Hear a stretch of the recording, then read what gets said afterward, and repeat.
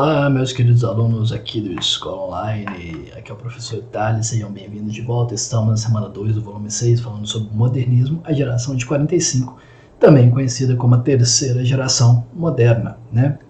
Aqui a gente vai falar, né, sobre o João Cabral de Melo Neto, beleza? Que foi um poeta muito importante dessa época, né, juntamente ali, né, com o escritor Guimarães Rosa e a Clarice Lispector.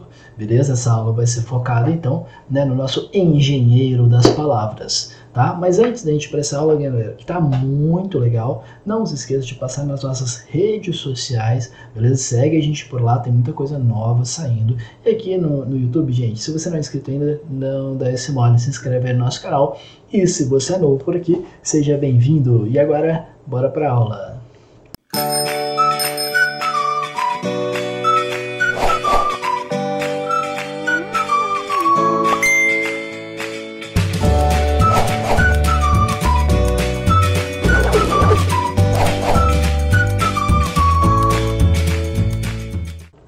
Bom, gente, na geração de 45, como a gente tem falado aqui nas aulas, a gente teve três escritores assim, que são tipo o epicentro assim, da literatura brasileira, né? Que vai ser Guimarães Rosa, João Cabral de Melo Neto e Clarice Lispector. Aqui estamos falando, né, de João Cabral de Melo Neto, que foi poeta, além de poeta, né, escritor. Ele também escreveu algumas coisas, né, em jornal, escreveu algumas histórias em prosa também, e diplomata no Brasil. Conhecido também como poeta engenheiro, beleza? Né? E por que poeta engenheiro? Porque ele tinha um rigor estético muito grande, essa coisa de preocupação, pô, que palavra eu tô usando, né? A forma, o ritmo, a rima. Ele não rimava muito, inclusive, né? Mas assim, mesmo fazendo isso tudo, né, ele tinha uma sensibilidade poética muito grande, tá? Então ele tinha essa coisa de racionalizar bastante, fazer de forma bem equilibrada para que ele conseguisse atingir o objetivo que ele queria, tá bom? E uma coisa muito importante, muito relevante, né, é que ele não gostava de música, e é por isso que ele não rimava as coisas, né? E o interessante é que eles já pegaram vários poemas, né, de autoria dele e musicaram depois, né? Apesar dele não gostar, né, isso acabou acontecendo, né? E ele fala, cara, né, se não me engano foi o Vinícius de Moraes que musicou, né, um dos seus livros, e ele fala assim, pô, você estragou meu livro, né? Mas é claro que ele fala isso, né, brincando ali e tal, mas se fosse da escolha dele, né, não seria musicado de jeito nenhum. Bom, gente, além disso, né, o João Cabral de Melo Neto, ele teve ali a sua infância, né, nas cidades pernambucanas de São Lourenço da Mata e Moreno, né, depois vai para o Rio de Janeiro e tal, e ele vive, né, por um tempo ali em Recife, né? Recife é o lugar assim que ele vive mais tempo tipo, é a grande paixão dele, vamos dizer assim. Ele escreve muito sobre a cidade de Recife, né? Além disso também, né, a gente vai ter a parte, né, da sua vida ali na cidade do Porto, mas que ele vai para Sevilha por um tempo também, né? E em Sevilha ele se apaixona por a cidade também. Então, tipo, ele fala muito, né, sobre esses dois lugares, tanto Recife quanto a cidade do Porto, né? Então são assim as duas paixões dele, assim, vamos dizer, né? Além provavelmente, né, da sua própria família também e da escrita, né? Então, galera, é um cara bem curioso, um cara bem interessante, com uma escrita muito legal também. E aqui, né, tem o nosso texto motivador, né, as duas estrofes, né, que baseiam as questões. Então, que diz o seguinte, né? Catar feijão se limita com escrever. Joga-se os grãos na água do alguidar e as palavras na folha de papel. E depois joga-se fora o que boiar, certo toda palavra boiará no papel, água congelada por chumbo seu verbo, pois para catar esse feijão, soprar nele e jogar fora o leve, o oco, a palha e o eco.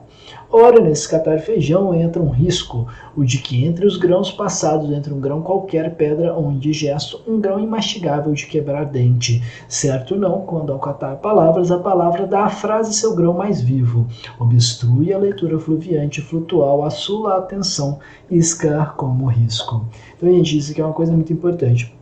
Você vai fazer uma questão que tem a ver com poema, você tem que falar esse poema. O poema é feito para ser lido em voz alta, beleza? Então não adianta você ficar tipo, deixa eu ler aqui e tal, tipo, ficar pensando no seu poema, tá? Então, muito importante. Tá fazendo lá sua provinha de vestibular, lá tá fazendo a provinha do Enem, lê em voz alta, tá? Pode cochichar ali e tal, mas lê em voz alta esse poema, porque faz muita diferença na sua interpretação. Você entende o ritmo se você seguir, né, a pontuação, você entende ali o que ele tá querendo fazer. Pô, e aí, será que ele não fez nenhum, né, jogo de palavras aqui e tal? Por exemplo, essa parte final, a sua atenção iscar como risco. Então, tipo, esse iscar, você praticamente fala riscar, né? Então, risca como risco, você praticamente fala isso. Só que a sonoridade é muito parecida, mas não é.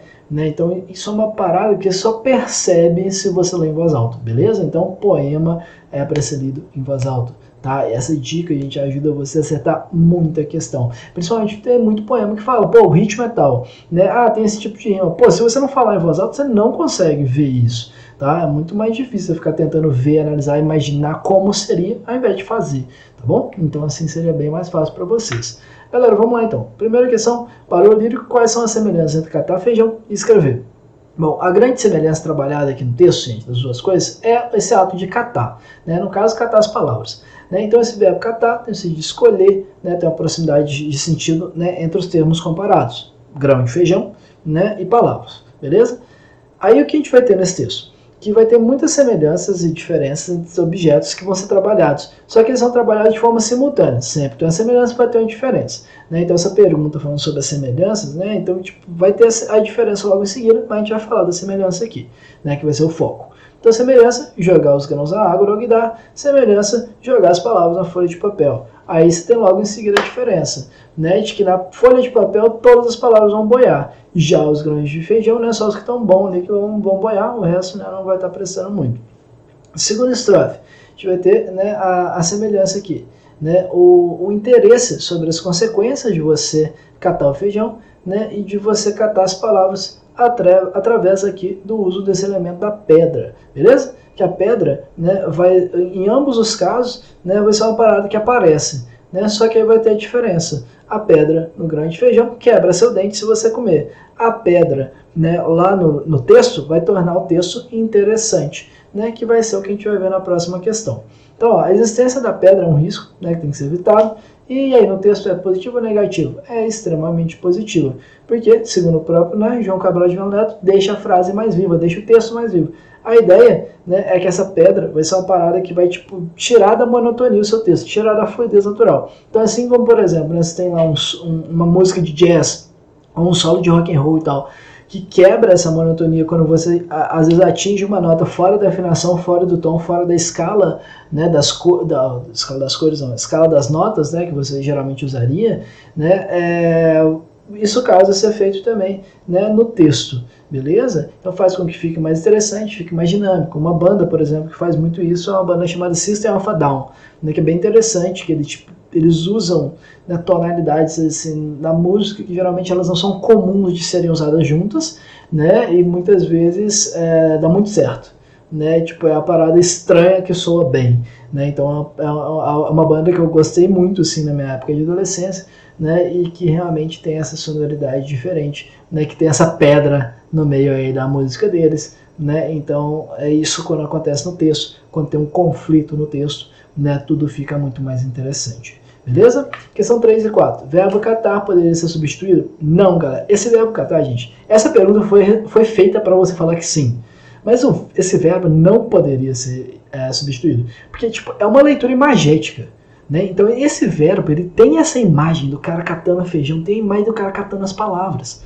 Se você tirar esse verbo catar, né, você perde essa imagem mental, tá? Só que aqui, como ele fez para a gente responder que sim, vamos colocar os sinônimos aqui, né? Que os sinônimos vai ser, né, escolher, selecionar, separar e tal, né? Mas, gente, a resposta correta aqui seria não, tá? Ao meu ver, porque realmente, né, você perde a imagem mental, né, da catação de feijão em comparação à catação de palavra, beleza? Então isso é uma coisa muito importante.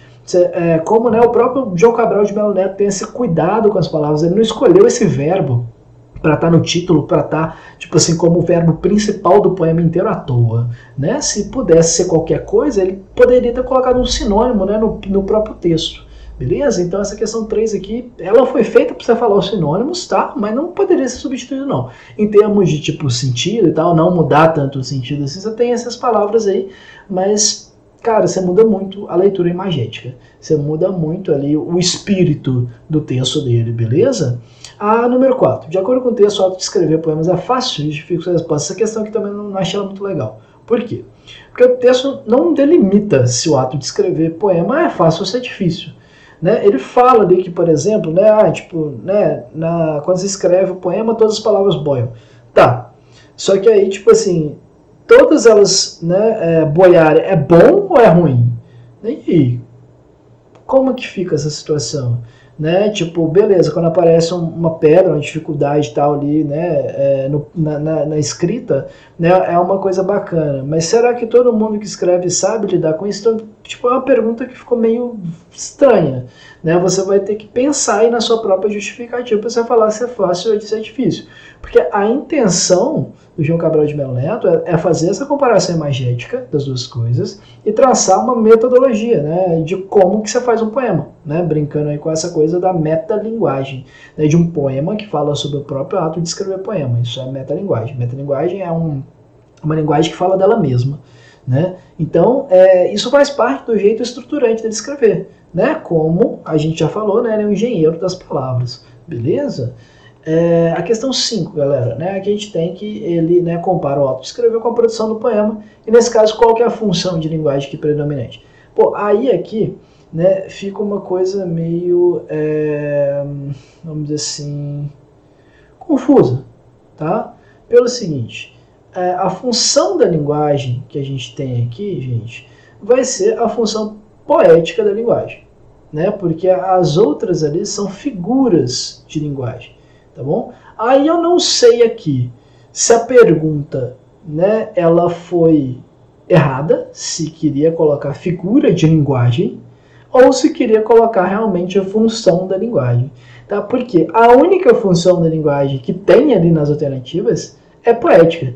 Né? Tipo, metáfora é figura, comparação é figura, metalinguagem é figura, ironia é figura de linguagem. Então aqui, gente, eu realmente não sei.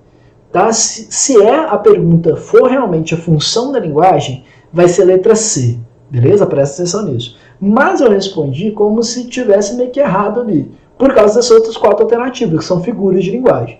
Então, eu fiquei confuso na hora de responder essa questão. Tá? Então, se for, né, função de linguagem mesmo, poética. Se for figura de linguagem, aí você vai ter essas duas, comparação e metalinguagem. Tá? A comparação ela acontece de forma semântica, né? Não tem muito desses termos comparativos, o como e tal, e a metalinguagem ela acontece o texto inteiro, de você comparar as duas coisas para falar sobre o próprio ato de escrever, tá bom? Então fiquem bem espertos em relação a isso, né? Presta atenção no que está escrito, no que está sendo falado também, não só no que está escrito, tá bom?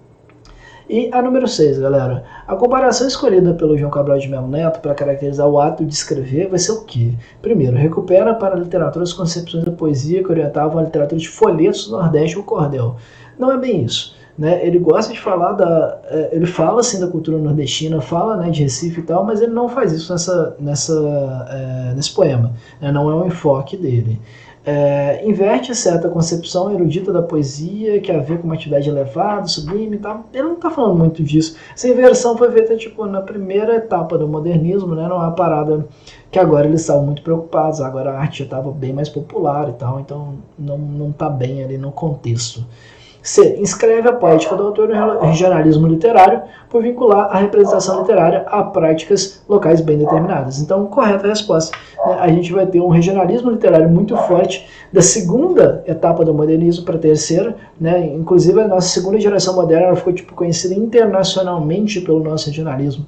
Né? A gente vai ter o Jorge Amado, por exemplo, Raquel de Queiroz, tipo, Graciliano Ramos, vários caras assim, que foram conhecidos pelo mundo inteiro, né, por essa literatura regionalista moderna, beleza? E a galera da geração de 45, principalmente, né, o Guimarães Rosa e João Cabral de Melo Neto, né, eles vão, né, beber nessa água também e vai aparecer bastante nos seus textos, beleza? Então, galera, espero que vocês tenham gostado da aula, espero que tenha dado para entender né, bem aqui. Se você gostou, deixa aquela curtida, né? Qualquer dúvida pode deixar aqui nos comentários também, tá bom? Então um grande abraço para vocês, espero que vocês tenham uma ótima semana de estudos, beleza? A gente se vê no próximo vídeo.